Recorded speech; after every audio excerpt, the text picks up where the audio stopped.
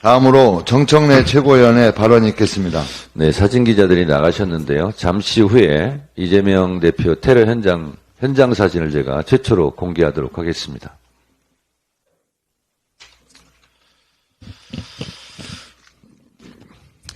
가짜뉴스 진원지가 국무총리실 산하 대테러 종합상황실인가? 목 부위 1cm 열상으로 경상 추정. 현장에서 지혈 중 의식 있으며 출혈량 적은 상태. 60대, 70대 노인. 국무총리실 산하 대테러 종합실에서 대량으로 문자 발송한 내용입니다. 이것이 가짜뉴스의 진원지라고 저는 생각합니다. 과연 그런가?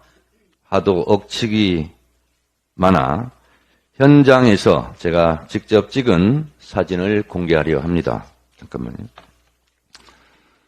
보통 사건 현장은 폴리스 라인을 치고 현장을 보존하는 게 상식입니다. 그런데 사건 발생 즉시 경찰은 물청소로 사건 현장의 흔적을 지웠다고 했습니다. 경찰의 태도를 지켜보면서 이 사진을 공개할까 말까 고심도 했습니다. 그러나 경찰이 하는 상황을 보고 이 사진을 공개할 수밖에 없다고 생각했습니다. 이 사진입니다.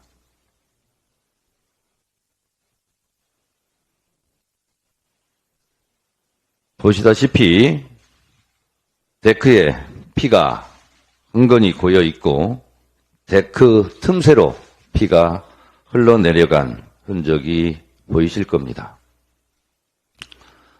지혈을 한 붕대, 거즈, 수건의 핏자국입니다. 제가 핸드폰으로 좀 확대를 해 볼 테니 언론은 필요하면 모자이크 처리해 주시기 바랍니다.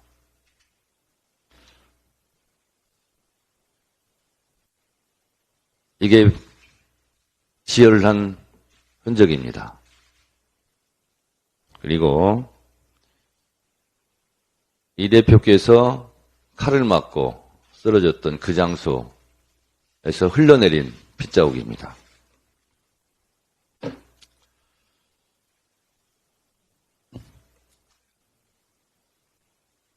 이게 출혈량이 적은 것인지, 이게 경상인지,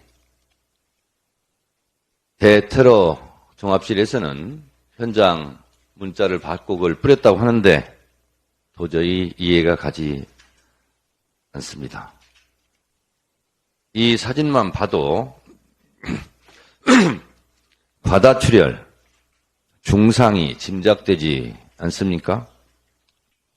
대테러 종합상황실의 섣부른 문자는 결과적으로 허위 사실의 진원지가 된 만큼 민주당은 법적 조치를 강구할 것을 검토하겠습니다.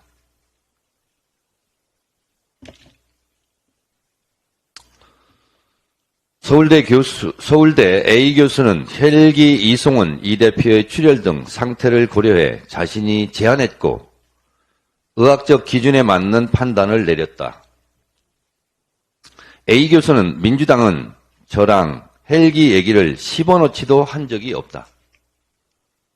동아일보 오늘 공개된 인터뷰 내용입니다. 헬기 이송과 관련해 대한소아청소년과 의사회에서 업무방해죄, 응급의료법 위반죄 등으로 이재명 대표, 천준호 의원, 저를 고발했습니다. 이에 저는 황당하다는 제목의 페이스북을 통해 제 입장을 밝혔습니다. 그러나 고발 뉴스만 넘쳐나고 저의 입장은 단 한 줄도 반영되지 않았습니다. 이것이 대한민국 언론의 현주소입니다. 그 페이스북 내용을 제가 읽어보겠습니다. 나는 부산대 병원 의사를 만난 적도 없고 통화한 적도 없고 전원 의사 결정에 참여한 적도 전혀 없다. 전원 결정 과정에서 전원에 관한 어떤 의견 개진이나 어떤 의사 표현도 한 적이 없다. 전원 결정 이후에 소식을 전해 들었다. 이재명 대표 가족과도 통화한 적도 없다. 무엇이 업무 방해죄고 무엇이 응급의료법 위반이란 말인가? 황당하다. 고발장을 검토한 후에 적극 대처하겠다라고 페이스북에 썼습니다. 고발장이 아직 오지 않았습니다. 고발장을 본 후에 허위사실 유포에 의한 명예훼손, 무고죄 등 법적 조치를 적극 강구하겠습니다.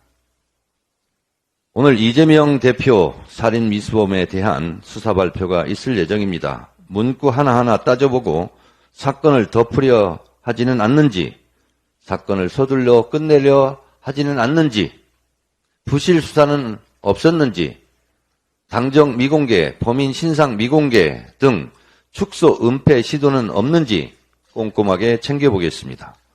수사 발표 내용을 보고 민주당은 적극 대응하겠습니다. 이재명 대표가 오늘 잠시 후에 퇴원합니다. 완치가 되어 완전 회복이 되어 퇴원하는 것이 아닙니다. 당분간 안정과 휴식, 회복이 필요합니다. 목에 칼이 들어왔는데 트라우마도 걱정됩니다. 건강이 최우선입니다. 빠른 쾌유를 빕니다. 이어서